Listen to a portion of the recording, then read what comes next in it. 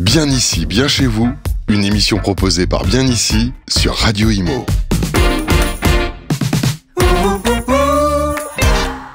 Bonjour à toutes et à tous, merci d'être avec nous. Voilà, nous sommes ici à Nice où nous démarrons cette bien belle collection Bien ici, c'est bien chez vous, c'est d'abord bien chez vous. Et l'idée, elle est très simple.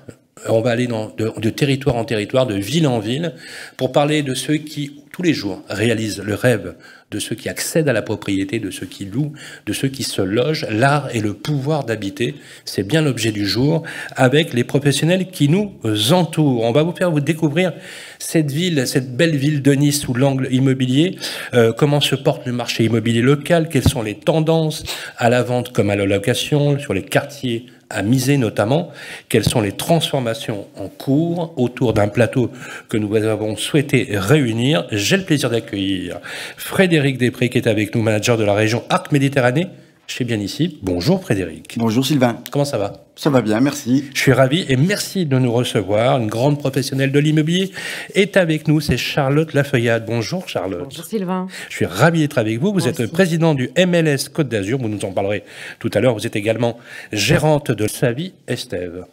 Merci beaucoup d'être avec nous. Un grand professionnel de l'immobilier, j'aime beaucoup discourir justement sur le métier. Il a plusieurs années, pour pas dire dizaines d'années de métier, derrière lui, un grand professionnel ici installé à Nice. C'est Laurent Lasserie qui est avec nous. Bonsoir Sylvain. Bonjour Laurent, merci d'être avec nous. Bonjour plutôt. Voilà, vous représentez la FNAIM et votre agence qui s'appelle Inter Immobilier. Merci d'être avec nous également. Voilà, si vous êtes sur l'immobilier de prestige, l'immobilier de luxe, une seule adresse, c'est Michael Zingrap. Et en l'occurrence, son directeur commercial était avec nous, c'est Jérôme Poyer. Bonjour. Bonjour. Merci d'être avec nous, Jérôme. Merci. D'ailleurs, vous êtes basé pas très loin de Cannes, hein, vous êtes spécialiste du marché de luxe et de l'ultra-luxe sur ce qu'on appelle la French Riviera. Tout à fait. Ça, vous savez que ça fait rêver quand même. Hein. Oui, ça fait rêver. Oui, évidemment, la destination fait rêver. La French Riviera reste le diamant brut de l'immobilier de prestige dans le monde. Là, j'aime beaucoup l'idée du diamant brut. Voilà, il faut polir le diamant pour le rendre magnifique. Merci en tout cas d'être avec nous. Et Gilles Blanchon est avec nous. Bonjour Gilles. Et bonjour Sylvain. Alors Gilles, vous êtes le directeur de 3 agences pour Century 21. Voilà, exactement. Merci d'être avec nous. Voilà, tous les professionnels sont avec nous. Un mot pour, si vous voulez bien, démarrer cette magnifique émission. Je vais la faire à la Philippe Meyer. Vous savez, vous vous rappelez, sur Europe 1, pour ceux qui ont quelques années, où on faisait les éditos du matin. Situé face à la baie des Anges, qui longe la célèbre promenade des Anglais, située sur la cuve adossée du massif du Mercantour, Nice est naturellement abritée du vent, ce qui en fait un site stratégique et apprécié. Une ville de plus en plus dynamique, aujourd'hui capitale économique et culturelle de la Côte d'Azur, Nice a principalement développé ses activités liées au tourisme. C'est la deuxième d'ailleurs capacité hôtelière du pays, ça vous le saviez déjà, et le 3e aéroport de France, et au commerce bien sûr, et à l'industrie. À la 6e place du dernier classement de Great Place to Work, le meilleur endroit où vivre ou travailler, des villes de France où il fait bon vivre. C'est un classement sans appel. Rançon du succès, le marché immobilier est plus que dynamique. Je vous donnerai 2 chiffres. Le premier chiffre, 5 300, comme 5 300 € prix moyen au mètre carré d'un logement ancien à Nice, soit une hausse sur une année de 5%. Le deuxième chiffre, c'est 610 000. C'est le prix moyen d'une maison ancienne à Nice avec une hausse de plus de 8% sur une année. Pour aller plus loin, je passe la parole à l'expert des data et des données de Bien ici. Bonjour Frédéric. Bien ici, bien chez vous, l'état du marché. Alors vous êtes manager de la région Arc-Méditerranée. En quoi Nice, pour vous, fait partie des villes à part et qui, comment on pourrait le dire, connaît pas vraiment la crise. Hein. Alors, connaît pas la crise, je dirais peut-être. Un marché à part, je vous dirais certainement.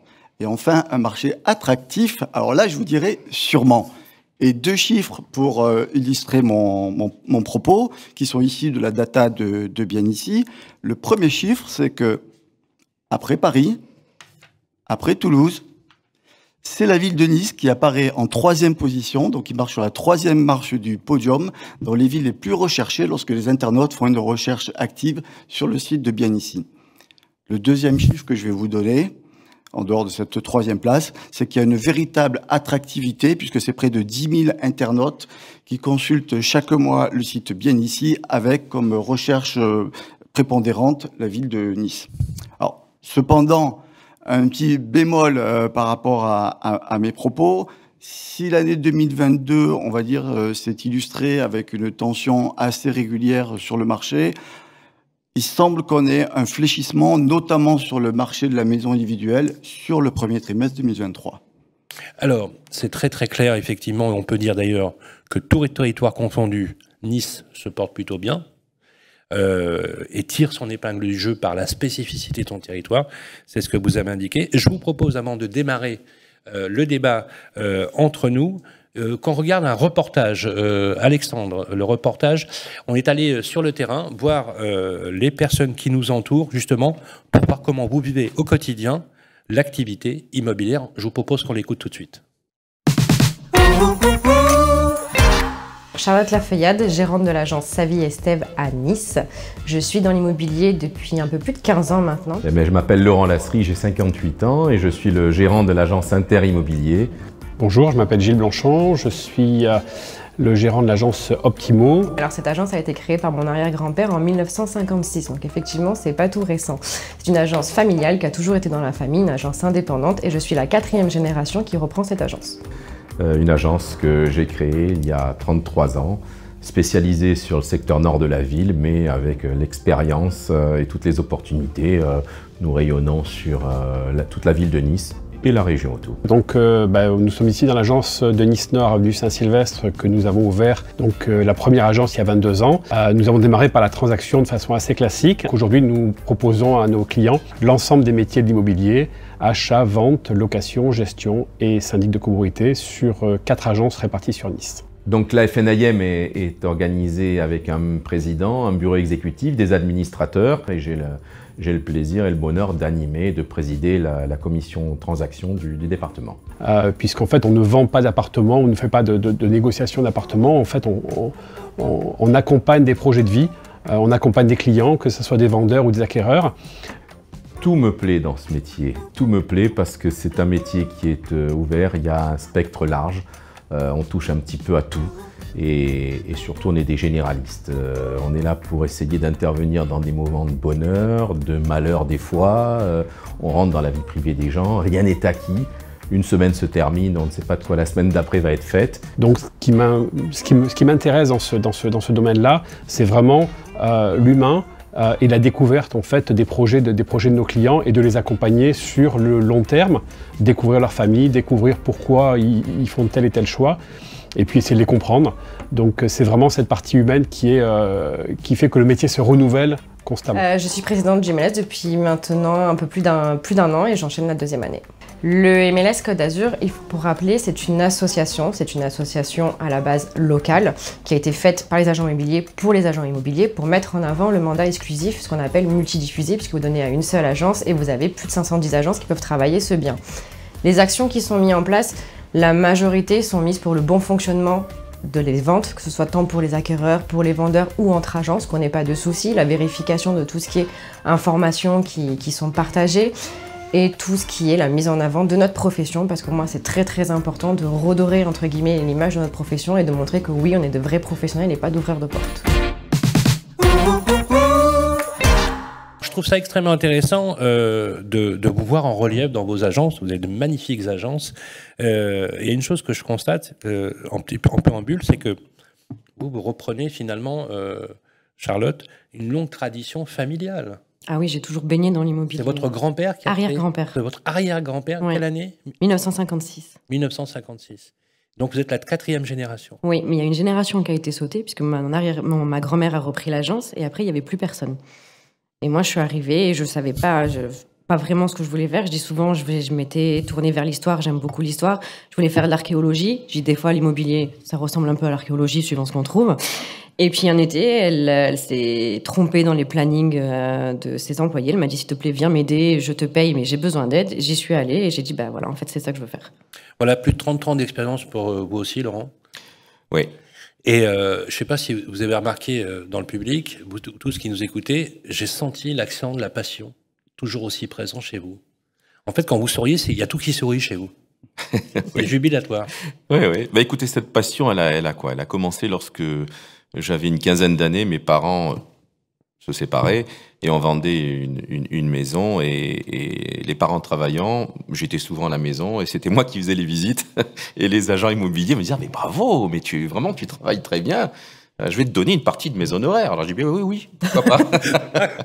Et c'est vrai que c'est né un petit peu de ça et ensuite, lorsque je suis arrivé après mes études, je me suis dit c'est ça que je veux faire. Finalement, c'est un virus, hein, l'immobilier, quelque part. C'est un virus positif, bien évidemment, mais qui vous anime tous.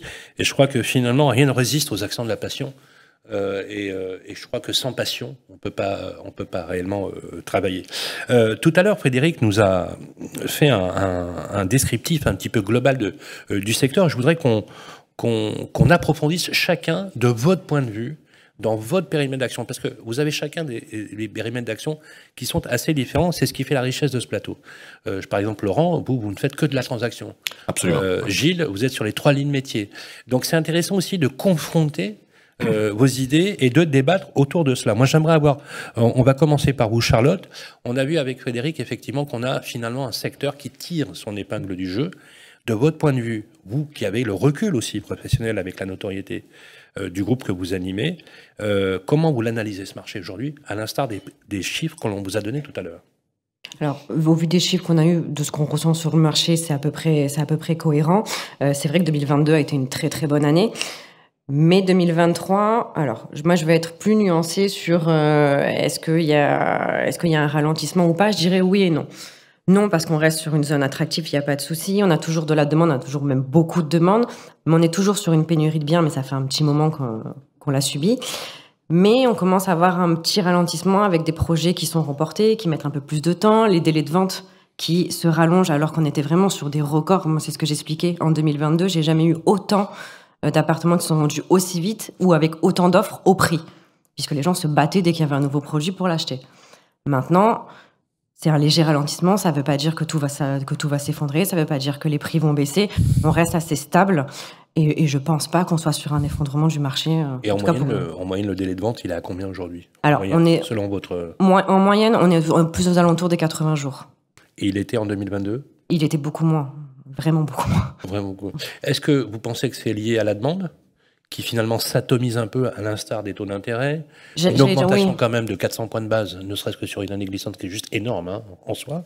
Est-ce que tout ça ralentit le flux de la demande? C'est un tout. La demande, je pense que ceux qui sont le plus impactés, c'est les primo-accédants. Malheureusement, de tous les mois, avec l'augmentation des taux, ils ont leur part de marché qui diminue plus que considérablement.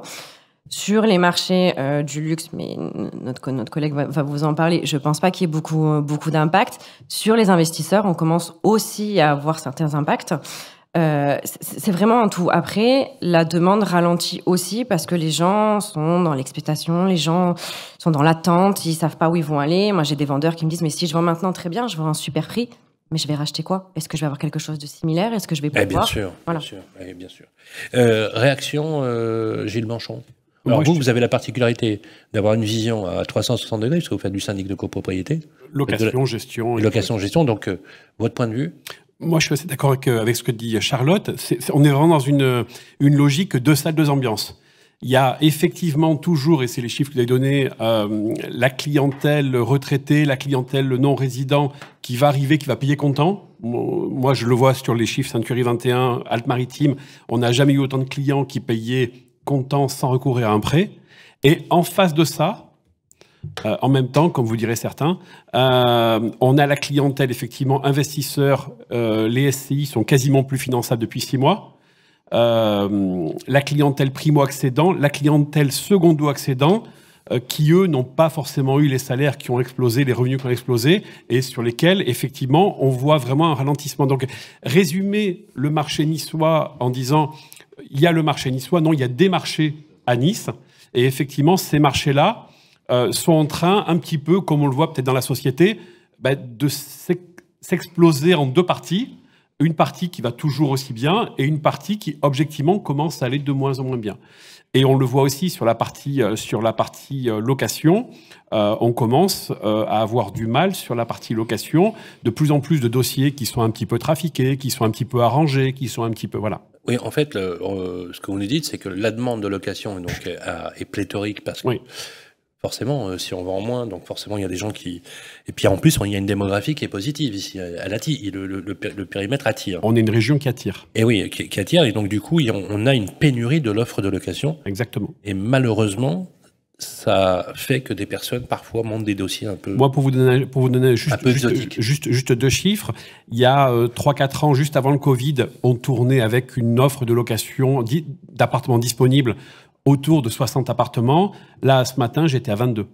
Waouh! J'étais à 22, donc ça veut dire que en 4 ans. Ça veut dire qu'on est quasiment à 22 appartements. Je gère à peu près 850 appartements. C'est-à-dire qu'on est à flux tendu. C'est-à-dire que dès qu'il y a un locataire qui sort, il y a un locataire qui rentre dans les 15 jours qui suivent. En 4 ans, l'offre s'est divisée. Ouais. L'offre de location s'est divisée par 3. C'est pas l'offre qui s'est divisée, c'est la rapidité. Oui. En fait, j'ai plus aucun appartement qui reste sur le marché pendant 2-3 mois. En fait, il n'y a pas de rotation parce que les gens restent finalement. Non, soit ils restent, soit c'est reloué immédiatement. Oui, bien sûr. Je peux avoir le locataire qui sort le matin et le locataire qui rentre l'après-midi. On reviendra de même aussi sur la nature des locations parce que ça aussi c'est un vrai sujet pour certaines villes, notamment les fameux Airbnb qui ont en fait rendu absolument absents les petites surfaces. Sur des durées longues, et ça c'est un vrai sujet sociétal. Laurent, alors vous avez la particularité, vous êtes dans les quartiers nord de Nice, oui. Vous avez, j'allais dire le tout venant, c'est-à-dire que vous avez ça sur le ventre du marché, des gens vraiment qui veulent se loger, se louer et louer. Quel constat vous faites justement à la lumière de ce qui a été? Alors, il y a deux... D'abord, c'est que la baisse des taux d'intérêt que nous avons eus depuis quelques temps, qui sont en train de remonter, ont déplacé... Parce que si l'argent ne coûte pas cher, il ne rapporte pas non plus. Donc forcément, il y a eu un déplacement de l'épargne vers la pierre. Donc beaucoup d'acquéreurs qui arrivaient pour acheter des studios ou des 2 pièces en locatif avec un apport personnel total, donc pas de recours au prêt. Ah oui. Bien sûr. Donc forcément, on a déplacé. Après, il s'est passé quelque chose aussi. C'est que cette crise sanitaire... elle s'est traduite par 2 ans de non-consommation, de non-dépenses donc des clients et des consommateurs. Donc forcément, une épargne qui a explosé et une grosse envie de consommer en sortie. Et en fait, ça a compensé aujourd'hui, les banques sont beaucoup plus dures sur l'octroi de prêts.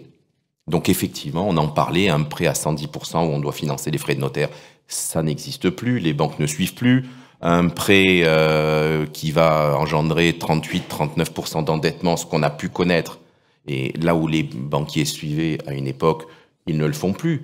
Mais l'épargne qui a été constituée pendant le Covid, aujourd'hui fait que on a même des primo-accidents qui arrivent sur le marché avec un apport personnel. Et ça vient compenser. Depuis... Et aujourd'hui l'apport... ça dépend. Alors, certains de vos collègues dans d'autres régions disent qu'il faut monter jusqu'à 20% d'apport. Là où il en fallait 10, est-ce qu'aujourd'hui, vous confirmez cette tendance? Il paraît même qu'il y a des banques qui demandent aussi une épargne de sécurité complémentaire. Oui, il y a aussi des banques qui demandent, lorsqu'il y a un DPE qui est désastreux, de justifier d'avoir l'apport personnel pour financer les travaux de rénovation. Rénovation, bien sûr. Ah oui. Mais tout ça, c'est quand même compensé, je le dis, parce que je n'ai pas ressenti des refus de prêts massifs depuis quelque temps, parce que les dossiers qui sont présentés sont meilleurs.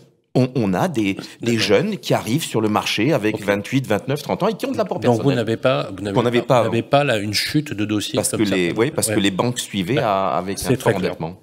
Merci. Alors Jérôme, vous êtes sur un marché, on va dire, particulier. Un autre segment de marché. Oui. Qui est un autre segment de marché. Alors moi j'appelle souvent ça une classe d'actifs très particulière, puisque c'est l'immobilier de prestige et l'immobilier de luxe. Avec Michael Zingrat, partagez-nous un petit peu votre point de vue, à l'instar finalement d'une ambiance, on va dire, entre guillemets, immobilière, qui n'est pas tout à fait au top en ce moment, dans la conjoncture, je parle au niveau France. Quelle est votre analyse de votre point de vue sur votre marché à vous? Sur notre marché, je dirais, heureusement pour nous et malheureusement, ça dépend de quel point de vue on se place, tout se passe bien. On a toujours beaucoup de demandes d'une clientèle francophone. Alors, ce qu'il faut savoir, c'est que pendant les 2 années Covid, alors que historiquement, Michael Zingraff, c'est aux alentours de 70% en fait de clients internationaux, oui. pour 30% de clients français. Et pendant les 2 années de la crise Covid, on a eu une inversion en fait de ce ratio, quasiment, avec dû à la fermeture des frontières, évidemment. 40% en fait seulement d'étrangers pour 60% de Français et de francophones qui ont investi sur la French Riviera et jusqu'en Provence, puisque le groupe Michael Zingraff aujourd'hui rayonne principalement sur la French Riviera, mais on va aussi jusqu'en Provence avec des agences à Marseille, à Aix, à Saint-Rémy. Combien d'agences au total ? 25 agences, 25, dont 23 sur le territoire national et 2 agences à l'international, une agence à Gstaad et une agence à l'île Maurice. Une très belle success story et extrêmement intéressant. Et j'aime beaucoup l'image que l'on se fait entre l'immobilier dit de prestige et l'immobilier de luxe. Pour moi, c'est 2 choses différentes. Est-ce que vous confirmez ? Alors, dans le luxe, en fait, on a deux segments de marché, effectivement. On a le luxe, pour nous, en fait, qui est un segment qui va aller, en fait, de 1 jusqu'à 8 millions, à peu près. On a un segment intermédiaire, en fait, qui est de 8 millions à 20 millions, là, qui est réservé à une clientèle de high net worth individuel, donc des gens qui ont un très très fort potentiel en fait de revenus annuels. Et ensuite, on a l'ultra luxe au-delà de 25 millions. Et alors là, on est dans le rêve, effectivement, le rêve absolu. On s'achète du rêve. D'ailleurs, la baseline de la marque, c'est marchand de rêve et de souvenirs. Merci en tout cas. On va revenir là-dessus. Alors, Frédéric, pour être justement, les chiffres ont la particularité de nous donner des indicateurs. Quelle a été l'évolution du marché local sur les 5 dernières années, si on devait faire aujourd'hui une rétrospective globale ? Alors, concernant l'état du marché, déjà, je dirais qu'il n'y a pas un marché, mais 3 marchés bien distincts au niveau géographique, avec une première partie, donc le marché intramuros niçois, au sens cadastral du terme. Ensuite, on a un deuxième marché, que est le marché des communes limitrophes de bord de mer, avec à l'est de Nice, les communes de Villefranche, Beaulieu, Saint-Jean-Cap-Ferrat, Èze, et à l'ouest, les communes de Cagnes-sur-Mer et Saint-Laurent-du-Var. Et enfin, on a un troisième marché qui est peut-être en dehors donc du périmètre du marché littoral, qui va être le marché presque pas de l'arrière-pays, mais en tout cas de la première et deuxième couronne niçoise. Alors, une fois qu'on s'est dit ça, quel indice pondérateur on peut apporter à ces 3 marchés? Alors, si je prends l'exemple d'un studio qui va être mis à la vente sur le site de Bien Ici au prix de 160 000 €, eh ben, on va appliquer un indice pondérateur sur le marché du littoral qui va être de 30% supérieur, et à contrario, un indice sous-pondérateur sur le marché de la première couronne niçoise qui va être de l'ordre de 20 à 25% en dessous de ces 160 000 €. Alors, tout à l'heure, on a vu qu'il y avait une forte demande sur le marché niçois. Et qu'en est-il donc aujourd'hui de l'offre ? Et là, je vais parler des 51 communes qui constituent l'agglomération, la communauté urbaine niçoise. Et c'est près de 9 000 biens qui sont proposés sur le marché. Donc, c'est plutôt une bonne nouvelle. Pour 83% d'entre eux, ce sont des appartements qui sont situés là pour les 2/3 d'entre eux sur la ville de Nice. Et enfin, alors, bonne nouvelle pour les gens qui sont en recherche active sur la maison individuelle, puisque c'est près de 1200 maisons individuelles qui sont proposées sur le marché. Et là, je parle bien de l'agglomération, de la grande agglomération niçoise, qui est la 7e agglomération française, qui est forte de 950 000 habitants. La tension locative, vous êtes d'accord, elle se dément pas. Alors, effectivement, endémiquement, une tension locative très forte. Voilà. Alors, sur le marché de la location, effectivement, sur les 4 dernières années, on a une tension qui est relativement forte, qui ne s'est pas démentie, avec même 2 pics. Un pic qui est post-Covid, où là, on voit dans nos chiffres vraiment une montée en flèche de la tension. Et puis, on a eu aussi un deuxième pic à l'été 2022 sur le marché de la location. Voilà. Avec des prix qui sont en moyenne? Alors, les prix en moyenne, ça, je laisserai les professionnels répondre à cette question. Mais en tout cas, nous, quand on parle de tension, on parle du nombre de vues par appartement proposé.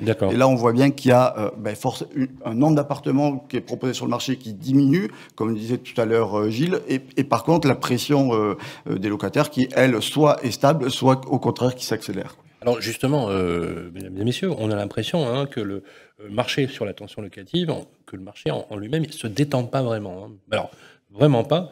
Alors, ni à la vente, ni à la location.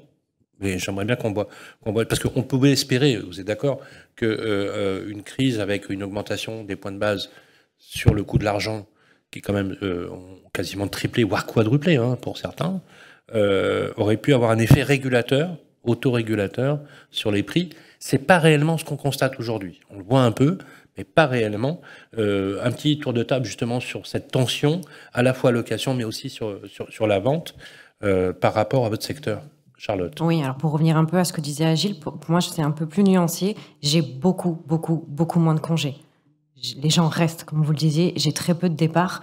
Donc forcément, on a encore beaucoup moins de biens disponibles. Par contre, oui, on a une recrudescence de dossiers. Là où j'en avais 4 ou 5, maintenant j'en ai 15. Parce que vous faites de la gestion aussi. Je fais de la gestion. Vous faites de la gérance. Oui, oui. Vous gérez combien de lots aujourd'hui? 700. 700, ah oui, quand même. Oui. Et avec une rotation qui finalement se réduit de plus en plus. Je vais vous donner un exemple pour février, parce qu'il est vraiment flagrant. En février, sur 700 lots, j'en ai reçu que 3 congés. Voilà. Alors qu'en moyenne, j'en ai entre 10, 20, ça dépend à peu près des... Ah, quand même. Oui. Là, 3.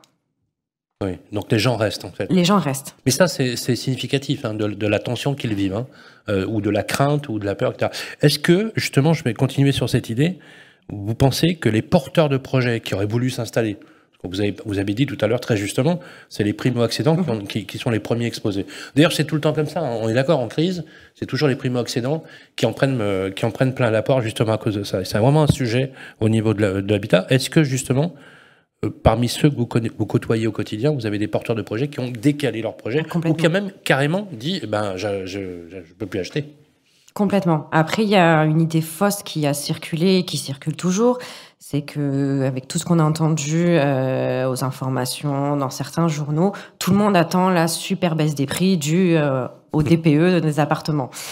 On n'y est pas. Moi, je vais vous donner un exemple au sein de mon agence. Mes clients préfèrent faire les travaux. Alors, des fois, c'est plus échelonné. Ils font qu'une partie, ils feront une autre partie, plutôt que de mettre en vente. Donc, il ne faut pas croire qu'on va avoir 10 millions d'appartements qui vont être mis sur le marché à des prix dérisoires juste parce qu'il y a des travaux à faire. Donc, j'avais beaucoup de clients qui me disaient non, moi, j'attends la baisse des prix. Non, je vais faire une affaire en prenant un appartement où il y a des travaux à faire. Bien sûr. C'est pas le cas. Alors, justement, cette fameuse embellie dont on nous promettait, bien évidemment, tous les avantages. Gilles, ça s'est produit ou pas?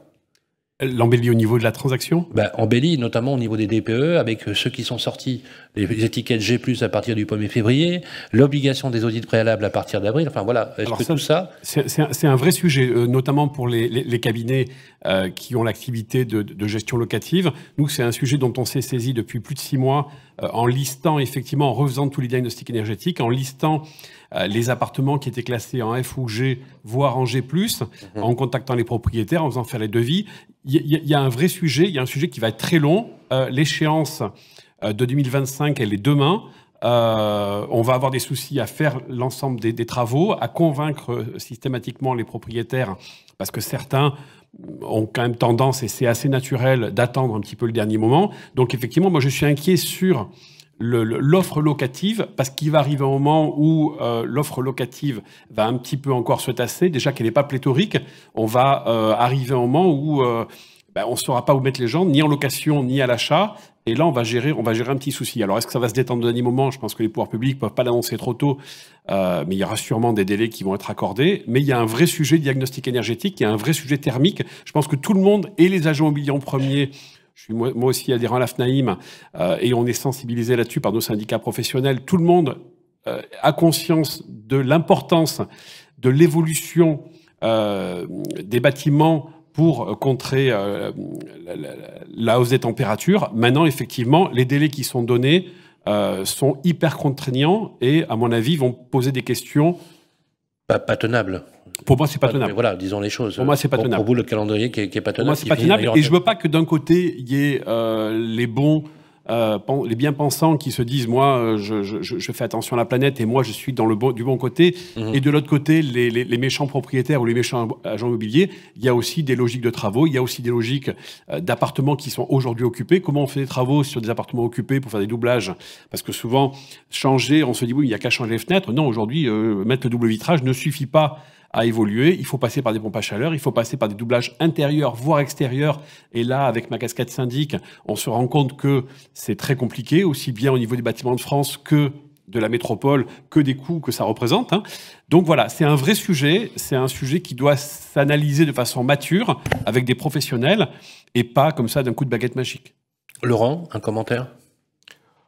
On commence effectivement à avoir des questions à la première visite, quel est le DPE, mais véritablement, je ne sens pas encore l'impact sur la commercialisation des biens. L'impact sur le fait que ça fasse baisser les prix, que ça crée des bonnes affaires, des effets d'opportunité? Non, honnêtement non. Après, je veux dire, si le marché il se maintient aujourd'hui, c'est que quelque part ici, on est quand même une forteresse qui est un peu imprenable. Et on a entendu parler vous connaissez les prix moyens au mètre carré. La réponse, elle est là. On n'est pas dans l'immobilier de prestige ni de luxe, mais effectivement, 5 300 € au mètre carré, il n'y a pas longtemps, il était à 4 600 à Nice. Ça veut dire que on peut aujourd'hui devenir propriétaire d'un 3 pièces de 70 mètres carrés en étage, terrasse, pour 350 000 €. On peut acheter une maison pour 600 000 €. Automatiquement, ça reste quand même accessible. On n'est pas dans un marché. Alors oui, effectivement, à Nice, on a des appartements ou des villas qui se vendent à 10, 15 000 €. Non, mais quand on dit 600 000 €, je veux dire par rapport au pouvoir d'achat, au revenu médian, au PIB. C'est-à-dire que, est-ce qu'on est aujourd'hui sur un niveau de pouvoir d'achat qui fait que le prix de 600 000 € est un prix, je veux dire, abordable pour beaucoup? Oui. Ou est-ce que ça segmente tout de suite une population? Non, c'est accessible. D'accord. C'est accessible. Je veux dire, la preuve, c'est qu'effectivement, aujourd'hui, dès que le bien sort à la vente, ce qui est surévalué ne se vend pas, c'est clair, sauf ce qui est très bien présenté, on survend. Maintenant, les candidats acquéreurs sont tous des agents immobiliers en puissance. Ils ont une idée du marché, ils connaissent les prix, donc ça sert à rien. 10 appartements qui sont présentés à 300 000 €, et si le 11e est présenté à 350 000 €, il ne se vendra pas. Alors, je vous voyais justement, Jérôme, être d'accord avec cette idée.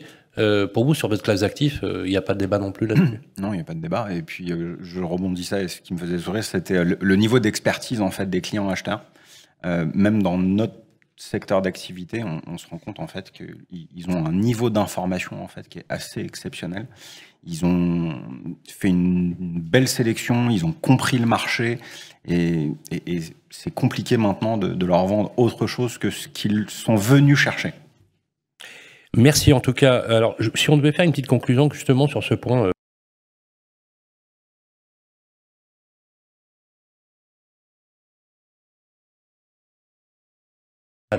Oui, c'est exactement ce que j'allais dire, sans baisse de prix, toute proportion gardée, ouais. Et on parle là aussi d'un marché qui est le marché du bord de mer, mais c'est vrai qu'on était monté aussi à des niveaux de prix qui étaient relativement élevés. Ouais. En conclusion, ce que je dirais quand même, c'est que le marché niçois, donc sur les de 2019 à 2023, le prix au mètre carré a progressé quand même de 24% sur la communauté urbaine de Nice, et sur les maisons en périphérie, c'est même monté jusqu'à 34%. Donc, moi, j'ai envie de vous dire, Nice reste une ville ultra attractive de mon point de vue, malgré la montée des prix. Et j'ai envie de dire, c'est pas le climat d'aujourd'hui qui va démentir mes propos. Surtout quand on arrive de Paris. Juste la petite je vous le dis comme ça. C'était pour vous, Sylvain.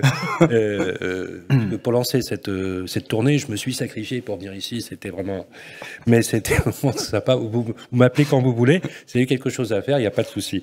Merci. Vous restez avec nous, Frédéric, parce que je vais me tourner vers les 4 experts, justement, et on attend beaucoup justement de vos informations. C'est la question que tout le monde attend. Voilà, la question à 1 million €. Vous la connaissez? Eh bien, c'est quels sont les quartiers en devenir et où faut-il investir en ce moment? C'est tout de suite après ça. Bien ici, bien chez vous, la bonne affaire du moment. C'est l'heure de parler des bonnes affaires, justement. Où doit-on acheter en ce moment ? Concrètement, y a-t-il encore des bons plans ? Alors, moi je me tourne vers Charlotte. Charlotte, y a-t-il un bon plan en ce moment ? Vers où et vers quoi faut-il s'orienter ? Concrètement. Alors, je ne dirais pas bon plan. Ce qu'on dit souvent dans l'immobilier, c'est que l'emplacement, c'est ce qui prime. On peut changer un appartement, on peut changer la disposition, l'emplacement, jamais. Pour moi, je mise la sécurité, je mise les quartiers, pas les quartiers en devenir, pas les quartiers où on dit où il y a de la réhabilitation ou ce genre de choses, les quartiers qui marchent toujours et qui n'ont jamais eu de soucis et qui restent quand même encore abordables. Forcément, on a le centre, et quand je dis le centre, c'est le grand centre de Nice, la Libération et le Port. Pour moi, c'est vraiment les 3 quartiers phares où on n'a pas de soucis pour trouver. Les prix sont pas non plus, même s'ils ont augmenté. Est-ce qu'on peut donner quelques noms de rues, par exemple, qui sont sympathiques en ce moment ? Ou des angles, des quartiers ? Je vais prêcher pour ma paroisse, c'est le quartier des musiciens. Ah, c'est bien. Quartier des musiciens, on reste central, on est proche de tout. Il va de où à où, le quartier des musiciens, les rues ? Alors, il va de presque en dessous de la gare, mais pas totalement, jusqu'à Victor Hugo. Pas mal. Et après, à peu près de Jean Médecin jusqu'à Gambetta. Donc là, il y aurait peut-être des opportunités à saisir. C'est un placement sûr. Et ça regroupe placement tout. Sûr. Placement sûr, tant pour l'investissement. Pour une résidence principale, ça regroupe tout. Vous avez tout à côté, vous avez pas mal de commerces, vous avez le centre-ville avec le Jean Médecin, le tramway, vous avez des beaux immeubles anciens, vous avez l'attractivité avec la gare à côté. Alors, on nous pose une question. Taux de rentabilité dans le quartier des musiciens, taux de renta, c'est quoi, en moyenne ? Alors, on estime qu'on est en moyenne dans les 5 à 6% pour l'habitation. Pas mal, hein ? Oui. Brut ? Brut. Pas mal. Plutôt bien. Pour une métropole, je ne pensais pas que c'était aussi élevé. Gilles ? Alors, moi, je vous donnerai 2 bons plans. Je vous donnerai un bon plan pour un quartier en devenir et je vous donnerai le quartier Riquier-Arson. Preuve en est de l'ouverture d'un prochain hôtel Mama Shelter sur le secteur. Et souvent, oui, j'en ai entendu parler. Souvent, ceux qui connaissent bien l'implantation des Mama Shelter savent que c'est des quartiers qui vont évoluer dans le bon sens, qui vont prendre de la valeur. Donc voilà, le quartier Riquier-Arson, plutôt pour l'investissement locatif, pour un bon plan en devenir, pas trop risqué. Taux de rentabilité ? Là, on va tourner aux alentours de 6. Mais je pense qu'il y a une plus-value potentielle sur 5-10 ans. Et mon deuxième bon plan, ça sera un quartier pour habiter. Et là, je reviendrai un petit peu entre ce que va dire Laurent, je pense, et ce que vous a dit Charlotte, entre Libération et Nice-Nord, parce que c'est des quartiers pour des actifs locaux, des quartiers familiaux. Voilà, c'est Sol, Gorbella, Chambrun, c'est tous des quartiers familiaux, des quartiers où il fait bon vivre. Alors, donc, on vous pose la question, justement, Gilles, pour la primo-accession, est-ce que des primo-accessions qui sont porteurs de projets sur la région, est-ce que vous les encourageriez, mais ils n'ont pas un énorme pouvoir d'achat ? Plutôt sur Nice-Nord. Là où sur Nice, on va être à 5300, sur Nice-Nord, on va rester entre 4000 et 4005 pour quelque chose de correct. Okay. Alors après, là aussi, il n'y a pas un marché. On nous pose la question pour un T2. Un T2, un Nice-Nord. Un T2, on va être aux alentours de 150, 160 000 euros. 150 à 160 000 euros dans les quartiers nord. D'accord. Merci. Laurent, justement, les bons plans. Alors les bons plans, moi je suis un petit peu plus joueur parce qu'effectivement le centre-ville, quartier des musiciens, Cimier, tout ça c'est une valeur sûre, mais effectivement acheter une BMW, une Audi ou une Mercedes, c'est une valeur sûre, mais il faut la financer. Aujourd'hui, il y a un quartier qui est en train de bouger énormément. C'est un petit peu plus à l'est de Riquier, le quartier au Var. Les anciens bâtiments militaires ont été supprimés. Aujourd'hui, on a des facs, on a des cinémas, on a le tram qui passe et on a encore des prix qui sont accessibles. Et on n'est pas très éloigné du centre-ville ? On est derrière le Palais des Expositions. On est très près. Et là, on est à combien du mètre carré ? Ah ben là, on peut encore trouver des appartements entre 3008 et 4002 sans aucun problème. Et on n'a pas de problème de mauvaise fréquentation. C'est desservi. Donc ça, c'est vraiment le quartier au Var, qui est en fait le nord de Riquier, est véritablement aujourd'hui un bon plan. Et il y a une demande parce qu'en fait, c'est aussi un peu le village dans la ville. Et il a un historique, ce quartier. Après, bien sûr, le quartier de Nice-Nord reste quelque chose d'intéressant. Et également, il faut accepter de s'expatrier un petit peu. Ah oui. Voilà, de s'expatrier un petit peu sur la deuxième ceinture. Non, un petit peu, mais la deuxième ceinture de collines de Nice, qui sont accessibles, intéressantes. Il y a une forte demande. Aujourd'hui, le télétravail permet justement de s'expatrier un peu plus, je le disais. Donc, ce qui veut dire des collines comme Saint-Blaise, Levins, Colomar, Labadie, tout ça, c'est des coins où il faut investir parce que justement, on est beaucoup plus mobile aujourd'hui. Merci beaucoup, Laurent. Moi, je vous propose qu'on fasse, qu'on rêve un peu, si c'est possible. Voilà, que quelqu'un ici, dans l'assistance, nous apporte et nous fasse rêver. C'est la séquence, justement, avec Bien ici, bien chez vous. Ça fait rêver, c'est tout de suite après ça. Bien ici, bien chez vous. Ça fait rêver. C'est juste extraordinaire. Vous avez un métier extraordinaire. J'imagine que c'est vous savez ce que j'ai envie de faire? Moi, j'ai envie de venir une journée avec vous, avec notre ami Alexandre, caméra à l'épaule, et qu'on vous suive comme ça en déambulation dans des lieux d'exception. Parce que vous êtes allé dans des lieux magiques et d'exception, Jérôme. C'est la chance, effectivement, qu'on a dans ce métier. J'ai visité parmi les plus belles villas qui ont été construites et qui existent sur la Côte d'Azur. Aussi bien des villas d'architectes modernes, très récentes, que des châteaux anciens, sur les collines d'Aise, par exemple, des endroits splendides, des lieux magiques. J'ai envie de vous poser une question. Est-ce que dans votre carrière, il y a un lieu, une maison, un appartement qui vous a frappé, dont vous vous souvenez encore? Quelque chose vraiment d'extraordinaire. Oui, d'ailleurs, en fait, qui est toujours à la vente, qui est toujours disponible à la vente. Alors, on a eu des offres, mais ça n'a pas été au bout, c'est dommage. Non, c'est le château de Lérins. Alors, c'est pas sur les îles de Lérins, en fait, c'est un château qui est sur la commune de Mougins, qui est un château qui a été construit par les moines des îles de Lérins au XVIIIe siècle, si je ne dis pas de bêtises. C'est 1200 mètres carrés habitables sur 19 hectares de forêt protégée dans Mougins. Et autour du château en lui-même, vous avez un parc, un jardin paysager de 5 hectares. C'est tout simplement splendide. On a la vue sur les îles de Lérins. C'est vraiment un lieu magique. Il a combien? Il est à 25 millions. Ils prennent l'échec.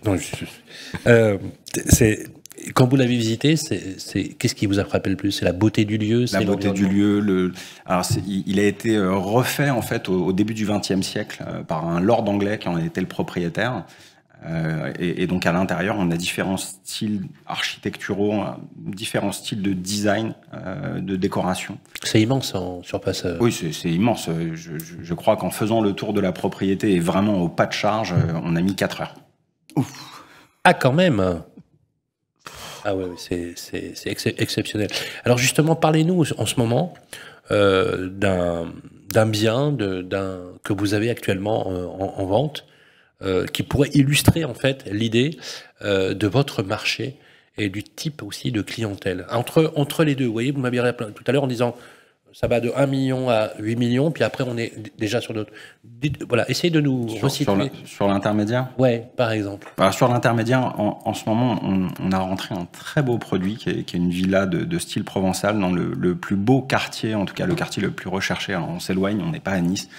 On va rester aux alentours de Cannes, dans la Californie, sur la colline. Alors la Californie, c'est sur les hauteurs. C'est sur les hauteurs de Cannes. Ouais, sur les hauteurs. Ouais. C'est aujourd'hui en fait la villa avec le plus bel emplacement, je pense, disponible sur le marché. On voit toute la baie. On voit toute la baie sur une vue à 180 degrés. C'est assez exceptionnel. La maison en elle-même, fait 600 mètres carrés habitables.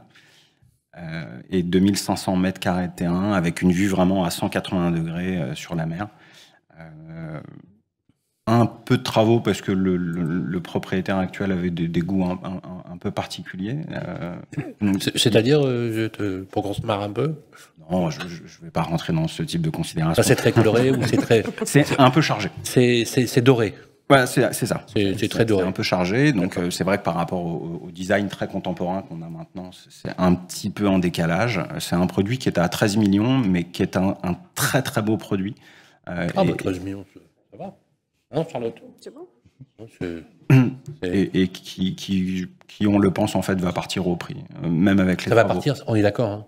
Ah oui, ça va partir au prix. Oui. Là, vous l'avez rentré il y a combien de temps là Il a moins de 2 mois le mois. D'accord. Alors justement, je voulais vous poser la question. Quand on fait du luxe et du prestige, les mandats, c'est de l'exclu ou c'est des mandats simples? Alors, on a 20% de mandats qui sont exclus, Oui. Et 80% de nos mandats donc, qui sont partagés avec nos chers confrères Oui, et donc de l'immobilier de luxe. Faut se battre, hein, en fait, concrètement. Oui, alors, pour être très transparent, c'est plutôt des confrères et des collègues que des concurrents. Oui. Parce que la réalité de notre marché, c'est très particulier. C'est que je vais avoir le mandat, tu vas avoir le client, je vais avoir le client, tu vas avoir le mandat. Et l'année dernière, 40% de notre business était en co-agence. Ah oui, d'accord. Donc vous partagez, donc vous avez cette intelligence. Alors, je trouve ça remarquable d'ailleurs.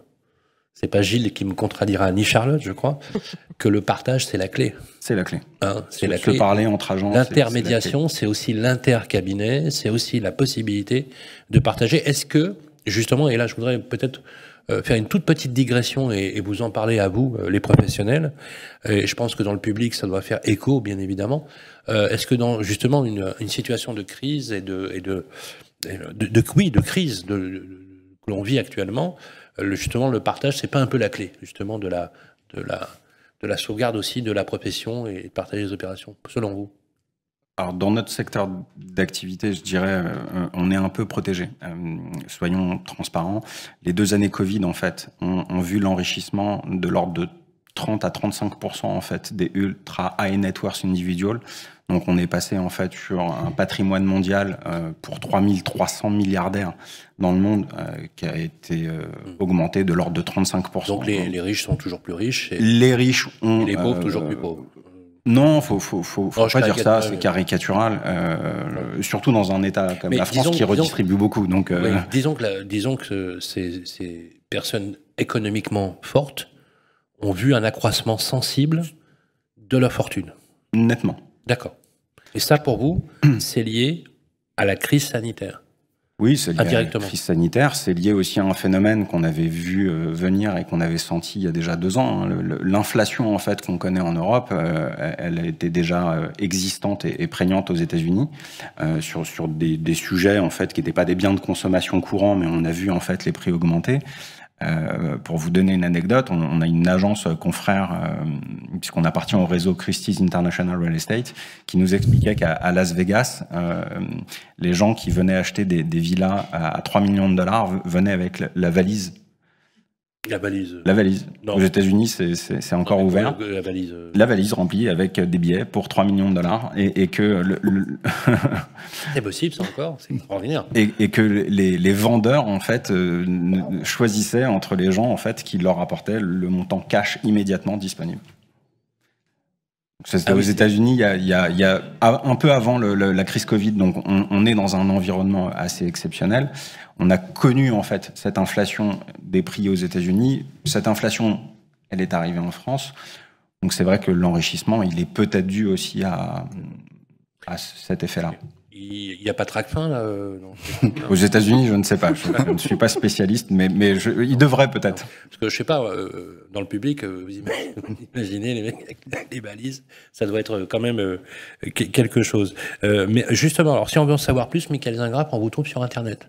Oui, très facilement, avec des très beaux produits. Oui, des photos magnifiques. C'est magnifique ce que vous utilisez. Des outils de prise de vue, c'est quoi? C'est fait avec un matériel? Avec une équipe de photographes professionnels. C'est magnifique. On a été la première agence immobilière de prestige à choisir en fait de faire nos photos par des photographes professionnels. Vous pourriez faire un magazine de mode incroyable. On est sollicité très souvent en fait par les magazines féminins en fait pour nos photos d'intérieur. Mais vraiment. Et puis alors là, vous mettez le paquet du coup, hein, en termes de qualité. Hein. Oui, je vous dirai pas le Jackson. Oui. Merci beaucoup, Jérôme. Justement, avant de nous quitter, je voudrais qu'on fasse un dernier tour de table pour justement cette conclusion. Et on terminera avec Frédéric, justement, sur cette conclusion. Est-ce que Je peux dire, pour titrer cette conclusion avec une note positive, Nice ne connaît pas la crise. On devait synthétiser cette prise de parole, Charlotte Lapeuillade. C'est complètement ça. Nice ne connaît pas la crise, ne la connaîtra pas. On reste vraiment un marché et un secteur privilégié. Souvent, on nous met en corrélation avec Paris, mais c'est vrai, on est un secteur particulier. C'est pour ça que quand dans les magazines, dans les émissions, on entend là, il y a une crise, là, il y a des baisses de prix, il y a une baisse du marché. Généralement, jamais chez nous. Ça suit pas. On est vraiment très particulier et on a un bel avenir devant nous. Je ne m'en fais pas. Donc, on peut dire à toutes et à tous, allez chez Savy Estève, l'agence de Charlotte Lapeuillade, si on a un projet ou si on est porteur de projet, sans aucune difficulté, ici sur la French Riviera. Merci beaucoup. Et on peut dire aussi, si vous voulez collaborer, allez au MLS. Voilà, MLS, absolument. Laurent Lasserie, alors vous êtes sur les quartiers nord de Nice, vous avez affaire, alors moi j'aime beaucoup ce que vous faites parce que finalement, vous vendez des appartements souvent à des primo-accédants, des personnes qui accèdent à la propriété. Et quand vous leur remettez les clés, vous avez toujours cette passion, avec leurs yeux qui s'allument, lorsqu'ils deviennent propriétaires. Ça doit être absolument incroyable comme expérience. Ah oui, mais ça fait partie un petit peu de la démarche. On a une démarche rationnelle dans notre métier, avec l'aspect technique, de la technique immobilière. Et puis après, il y a une démarche émotionnelle.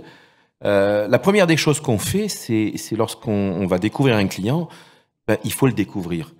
Il faut arriver à échanger avec lui pour connaître quelles sont ses attentes.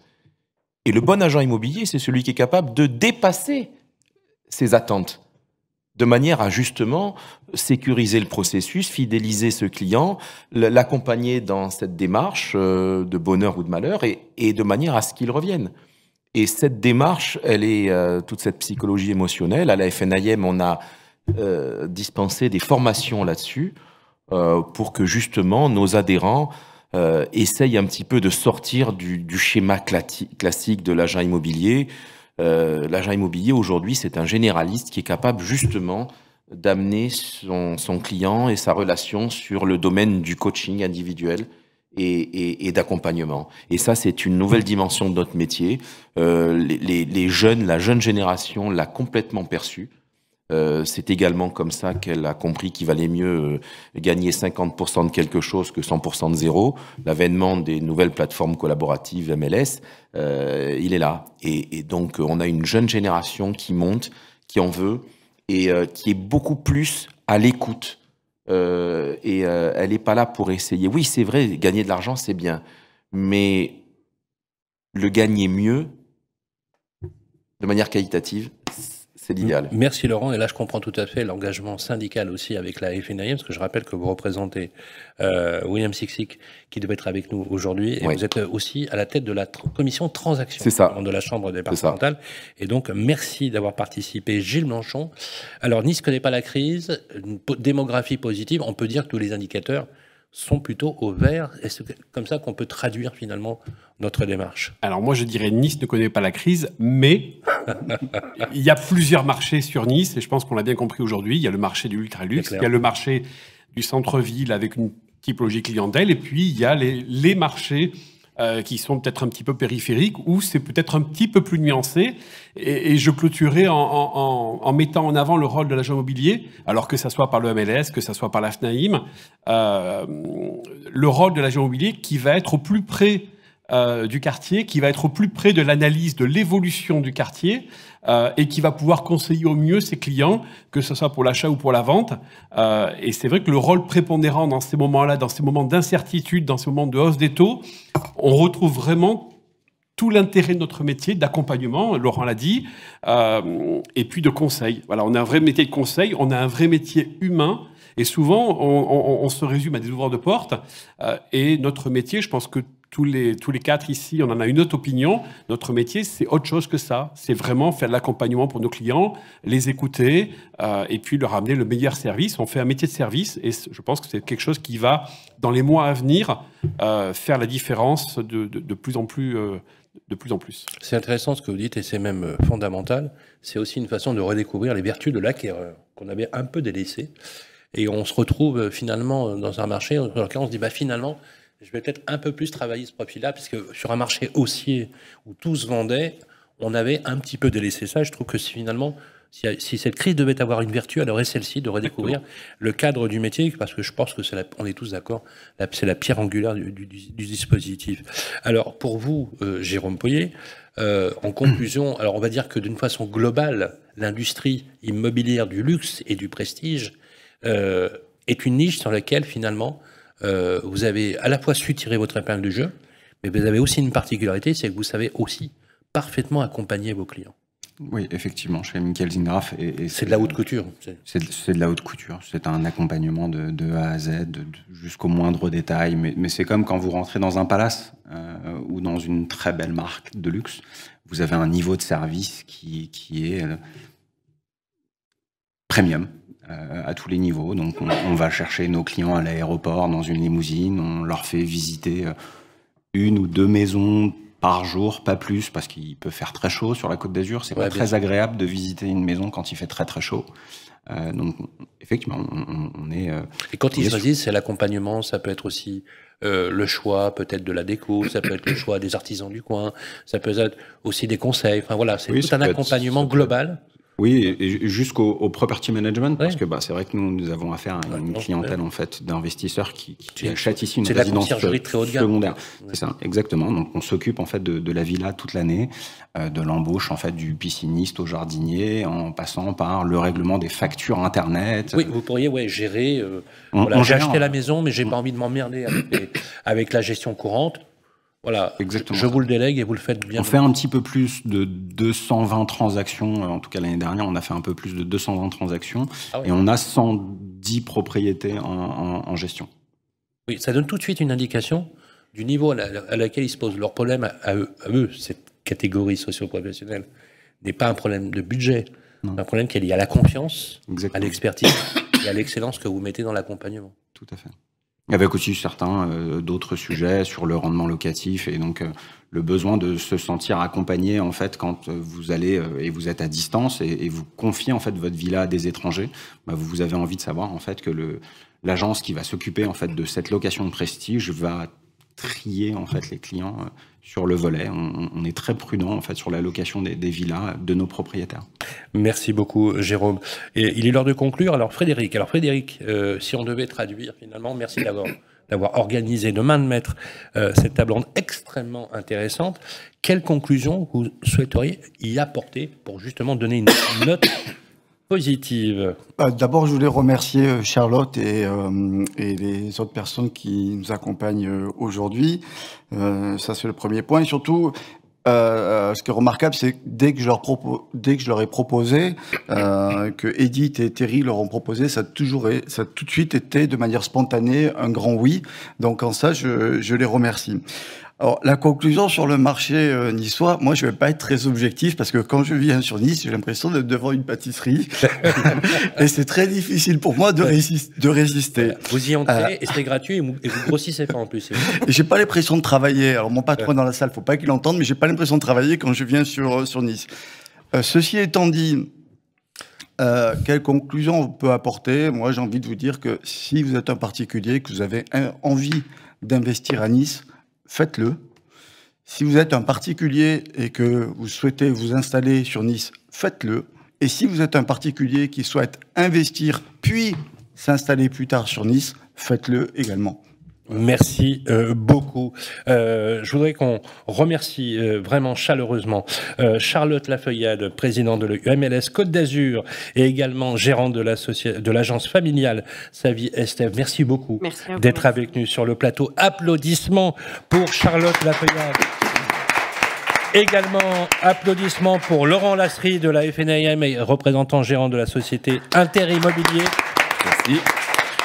Gilles Blanchon pour Century 21, directeur de 3 agences. Voilà, applaudissements pour Gilles Blanchon.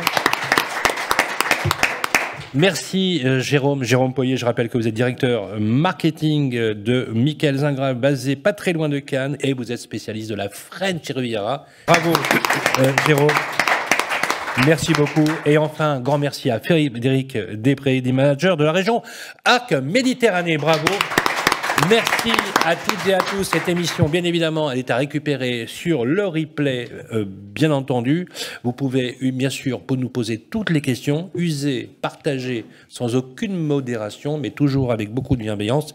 Et permettez-moi de vous dire, mesdames et messieurs, que ce qui me frappe le plus, c'est que vous faites votre métier avec passion. Et la passion, c'est la condition préalable. Et vous êtes tous ici des passionnés pour votre métier. Merci à toutes et à tous. Et il est l'heure maintenant de boire le verre de l'amitié. Merci. Bien ici, bien chez vous. Une émission proposée par Bien ici, à réécouter et télécharger sur le site et l'appli radio.imo et sur toutes les plateformes de streaming.